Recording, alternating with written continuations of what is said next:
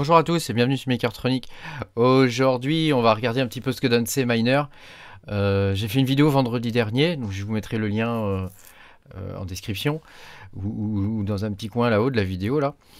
Et je vous montrais un petit peu comment installer, et je vous ai découvrir, enfin j'espère pour vous, peut-être que vous le connaissiez déjà, j'ai essayé de vous faire découvrir un nouveau miner qui s'appelle CMiner. Et aujourd'hui je vous propose de faire un point et de voir un petit peu son efficacité.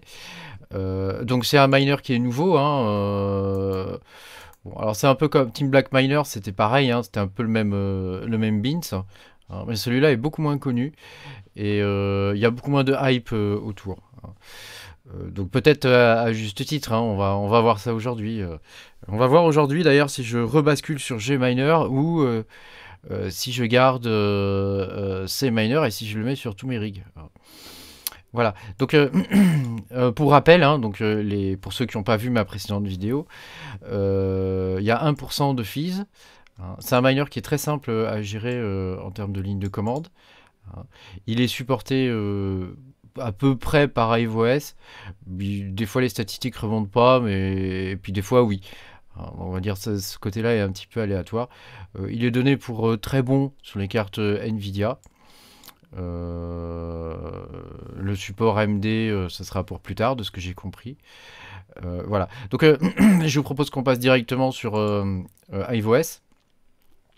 Et puis que je vous montre un petit peu où ça en est. Donc, là, ça fait 3 jours, très exactement, que j'ai ce rig, donc le Worker 01, là, qui tourne 3 jours et 12 heures, hein, avec CMiner. Donc, vous voyez, il y a un petit C entre parenthèses, hein, ça veut dire que c'est un miner custom.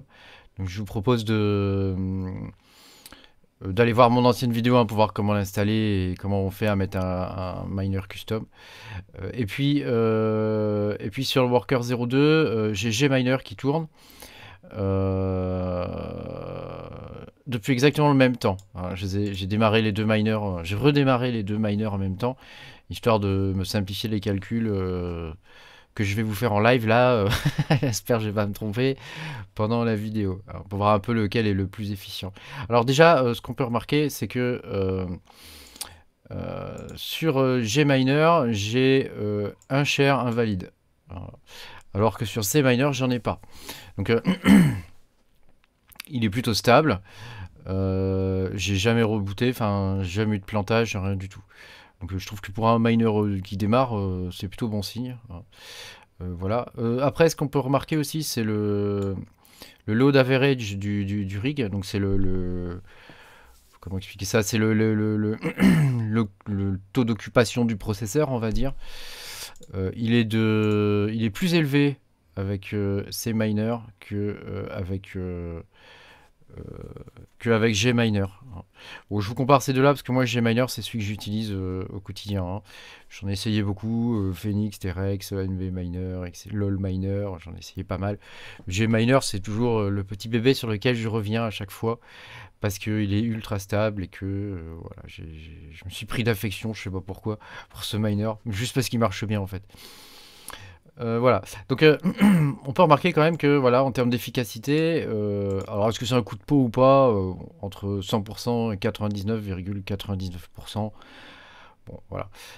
Donc là, on voit qu'on a 277 MHS pour mon rig numéro 1 et on a 398 MHS pour mon rig numéro 2. Voilà. En share accepté, donc sur le deuxième, on en a 13 918 et ici on en a 9518. Bon, c'est normal que ce soit inférieur, hein. Donc là, si on fait le calcul déjà, alors on va faire une petite règle de 3, hein. Donc la petite règle de 3, ça consiste à dire que si 398 MHS, ça correspond à 13 000 shares, à combien correspondent 277 MHS. Donc en gros, on fait 277,3, hein, on va pas se priver, multiplié par 13 918, ça nous donne divisé par 380. Non, c'est pas ça. Ça y est, je me trompe. J'aurais dû le poser sur papier avant de faire la vidéo. Hein, ça aurait été plus simple. Donc grosso modo, donc ça fait 398. Ça correspond à 13 000. Attends, je vais le faire sur papier, ça va être plus facile. Hop, je vous le fais en live, hein, comme ça, voilà. 398 MHS, ça correspond à 13 918. Ensuite, si je veux savoir pour 277 MHS, combien je devrais avoir de share, ça fait donc 277. Attends, c'est pas bon ça? 277 multiplié par 13 918 divisé par 398. Et ben c'est ça. Hein. Donc je devrais avoir sur mon autre rig 9686 MHS. Voilà. Share. Voilà. Or là j'en ai 9518. Donc Gminer est meilleur en termes de share à partir de HiveOS. Alors on va aller voir sur TwoMiner ce que ça donne. Parce que faut bien voir que ce qui est reporté au niveau du rig de HiveOS, c'est pas forcément les bons chiffres. Hein. Ce qui compte, c'est ce que la pool voit. Donc nous voilà sur TwoMiner. Hein. Donc vous voyez quand vous allez sur TwoMiner, ici vous voyez les différents workers. Et déjà ce qu'on peut voir, c'est que le worker 02, il est donné pour un hash rate moyen de 383, alors qu'il a 398 de reporté. C'est-à-dire que moi je vois 398, mais en vrai, sur le comment ça s'appelle, sur TwoMiner, lui il voit 383. Et c'est ce chiffre-là qui compte, puisque c'est ces paiements-là hein, qui sont effectués à partir de ça, hein, enfin, du nombre de shares. Et donc à partir de ça. Et on peut voir que CMiner, déjà, il est beaucoup plus juste en termes de report. Puisque là, on peut voir que lui, il me reporte 277,28 MHS et il me marque 275,12. Donc déjà, ici, il est meilleur. Alors maintenant, on va aller dans les... Il y a un onglet share hein, sur TwoMiner, on va aller voir dans l'onglet share. Et donc, ce qu'on peut voir, c'est que ici, on a 672 shares pour le worker 02. Et pour le worker 01, on a 514 shares. Sur 24 heures. Hein. Là, c'est les shares valides sur 24 heures. En shares non valides, les deux sont OK. Quoi. Donc là, si on fait le calcul, on avait... Je vais revenir au truc d'avant. Pour 383,39. 383,39 MHS. On a 672 shares. On a 672 shares. Et l'autre pour 275 MHS, combien on devrait avoir de shares? Alors on reprend la petite calculatrice. Voilà. On reprend la petite calculette. Voilà. Donc ça nous fait 275 multiplié par 672. Ah, ça nous fait un gros chiffre. Divisé par 383,39. Hein, c'était ça, hein? Ouais, c'est ça. Voilà. Ça nous donne que on devrait avoir, si on était sur Gminer, on devrait avoir 482 shares. Et or, là, quand on regarde, on a 514. Donc, vous voyez ce qu'on a vu tout à l'heure dans HiveOS, au final, c'est faux. Au final, c'est faux. Et pour le coup, on a une sacrée différence parce que si j'avais utilisé Gminer, j'aurais 482 shares. Or là, j'en ai 514. Or, comme vous le savez, TwoMiner, il paye sur les shares. Il est en mode PLN, je sais pas quoi là, j'arrive jamais à le prononcer ce truc-là. Donc ça veut dire qu'on a une belle différence. Alors après, on peut calculer le pourcentage hein, de la différence en plus. Hein. Donc ça nous donnerait combien 514. Alors, on reprend notre petite calculette. Hein. Toc. Ça veut dire qu'on ferait Ce bourdeau-là, c'est juste des pourcents. Hein. 514 multiplié par 100, divisé par 482. Ça fait qu'on a 106% en fait. On est à 106%. Donc on mine entre 6 et 7% de plus qu'avec Gminer. Gminer, il est déjà très très bon. Hein. Donc pour moi, c'est un essai qui est validé.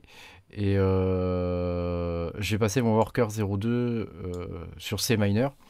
Alors par contre, et puis en plus, comme vous pouvez le voir, il plante pas. Hein, donc il est bon pour la prod, en tout cas chez moi.